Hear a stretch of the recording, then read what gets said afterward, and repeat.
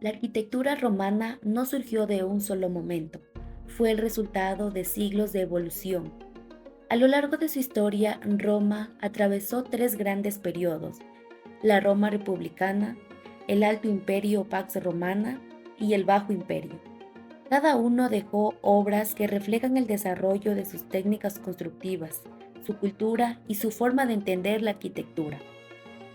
En esta línea de tiempo podemos observar algunas de las construcciones más representativas de cada etapa y cómo, con el paso de los siglos, la arquitectura romana alcanzó su máximo esplendor. Nuestro recorrido comienza en la Roma republicana, que abarcó los años 509 hasta el año 27 a.C. Y como primera obra y una de las más importantes de este periodo tenemos el Templo de Portuno, considerado uno de los templos romanos mejor conservados de la actualidad. A continuación, conoceremos sus principales características y elementos arquitectónicos que lo distinguen. El templo Portuno se ubica en el antiguo Foro Boario en la ciudad de Roma, junto al río Tíber. Este sector fue uno de los principales centros comerciales de la Roma republicana y también albergaba el templo de Hércules Víctor. La presencia de ambos templos reflejaba la importancia religiosa y comercial que tuvo este lugar para la vida cotidiana de los romanos. Este templo fue construido a finales del siglo II e inicios del siglo I a.C. Su planta arquitectónica cuenta con medidas aproximadas de 19 metros de largo y 10.8 metros de ancho. Presenta un pórtico frontal con columnas aisladas, mientras que en los laterales y la parte posterior las columnas están adosadas a los muros de la cella, la cual es una característica que define a un templo pseudoperíptero. Uno de los elementos más representativos del templo de Portuno es la columna jónica, reconocida por su elegancia y proporción. Está compuesta por una base que distribuye el peso hacia el suelo, un fuste alto y estriado que aporta esbeltez y un capitel con volutas, el elemento más característico de este orden. Sobre la columna se apoya el arquitrabe, que recibe la carga de la cubierta. Encima se encuentra el friso, una franja decorativa, y finalmente la cornisa y el frontón, que protegen la estructura y completan la fachada del templo. Como dato curioso, el arquitecto Vitruvio afirmaba que el orden jónico fue inspirado en la figura femenina. Las volutas representan los rizos del cabello, las estrías del fuste simbolizan los pliegues del vestido y la base recuerda las sandalias, convirtiendo a la columna en una representación simbólica de la elegancia de una mujer. Ahora observamos el templo de Hércules Víctor, uno de los templos romanos mejor conservados de la época republicana. Fue construido entre finales del siglo II e inicios del siglo I a.C. y está dedicado a Hércules Víctor, considerado el protector de los comerciantes. Este templo está ubicado en el Foro Boario, en la ciudad de Roma, Italia, muy cerca del templo de Portuno, como antes lo había mencionado. Esta zona era el antiguo mercado de ganado y un importante centro de intercambio comercial, razón por la cual el templo estaba dedicado a la protección de quienes realizaban actividades comerciales. Una de sus características más importantes es que fue construido casi en su totalidad con mármol pentélico, procedente de Grecia, convirtiéndose en uno de los primeros templos romanos en emplear este material de manera predominante. Su fachada destaca por la elegancia del orden corintio y por la armonía de sus proporciones. En planta, el templo presenta una forma circular o tolos, poco común en la arquitectura romana.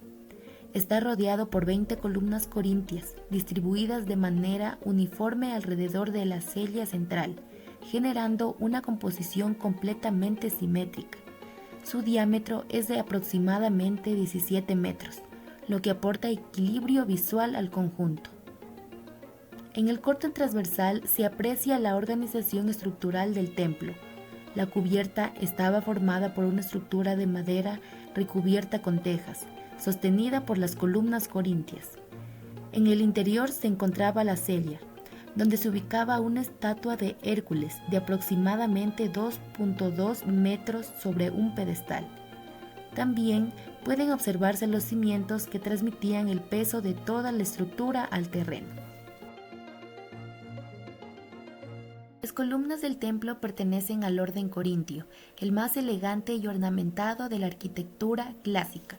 Su capitel está decorado con hojas de acanto finamente talladas, símbolo de belleza y sofisticación. El fuste, de aproximadamente 10.66 metros de altura, presenta 24 estrías longitudinales que, además de aportar ritmo y textura, hacen que la columna se perciba más esbelta y ligera. Sobre el capitel descansan el arquitrabe, el friso, la cornisa y el resto del entablamiento, encargados de soportar y distribuir las cargas de la cubierta. Esta combinación convierte a las columnas en uno de los elementos más representativos del templo de Hércules Víctor y en un símbolo del refinamiento de la arquitectura romana.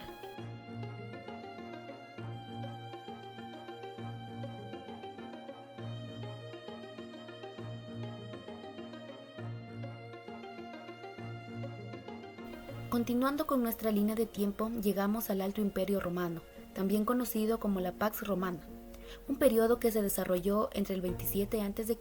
y el 235 después de Cristo. Durante esta etapa, Roma alcanzó su máximo esplendor político, económico y territorial, lo que permitió la construcción de algunas de las obras más impresionantes de la historia de la arquitectura. Como primera obra representativa de este periodo, tenemos el Coliseo de Roma, símbolo del poder, la ingeniería y la grandeza del Imperio Romano. El Coliseo de Roma, conocido originalmente como Anfiteatro Flavio, fue iniciado por el emperador Vespasiano alrededor del año 72 después de Cristo y concluido por su hijo Tito en el año 80 después de Cristo. Fue el mayor anfiteatro construido por los romanos y uno de los escenarios más importantes para espectáculos públicos como combates de gladiadores y cacerías de animales. El Coliseo está ubicado en el centro histórico de Roma, Italia, entre las colinas Palatino, Esquilino y Celio. Posee una planta elíptica, diseñada para ofrecer una excelente visibilidad desde cualquier punto. La arena mide aproximadamente 87.5 por 55 metros, mientras que el edificio alcanza 188 metros de eje mayor y 156 metros de eje menor, y una altura cercana de 48.5 metros. Su capacidad de albergar gente era de 50.000 y 70.000 espectadores, lo que lo convirtió en uno de los recintos de entretenimiento más grandes de la antigüedad. La estructura se desarrolló por niveles. En la parte inferior se construyó el hipogeo, un sistema de galerías y cámaras donde permanecían gladiadores, animales y mecanismos utilizados durante los espectáculos. Sobre esta base se levantaron 4 niveles arquitectónicos, el primero con columnas de orden toscano, el segundo de orden jónico, el tercero de orden corintio y el cuarto con pilastras corintias. Finalmente, en la parte superior se instaló el velarium, un enorme toldo retráctil que protegía a los espectadores del sol. La planta permite comprender el funcionamiento del anfiteatro. En el centro se ubica la arena, escenario principal de los espectáculos. Debajo de ella se encuentran el hipogeo, formado por pasillos y recintos de servicio.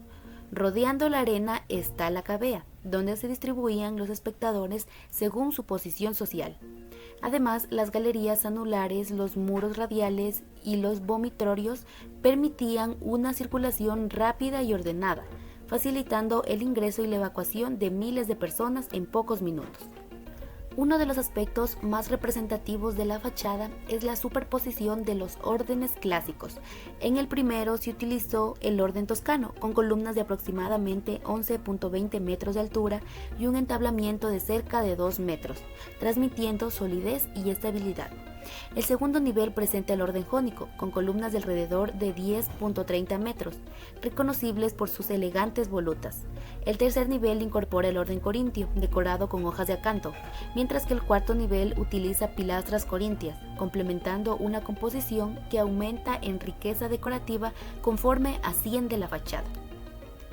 En el corte se observa la organización interna del Coliseo. La estructura está formada por los 4 niveles superpuestos sostenidos mediante un sistema de arcos y bóvedas que distribuían eficientemente las cargas. También se distinguen el podio, la arena, las graderías y el velario. Este diseño no solo proporcionaba estabilidad estructural, sino que garantizaba una excelente visibilidad y una circulación eficiente para decenas de miles de espectadores. Llegamos a la última etapa de la arquitectura romana, el Bajo Imperio Romano, periodo comprendido aproximadamente entre los años 235 y 476 después de Cristo.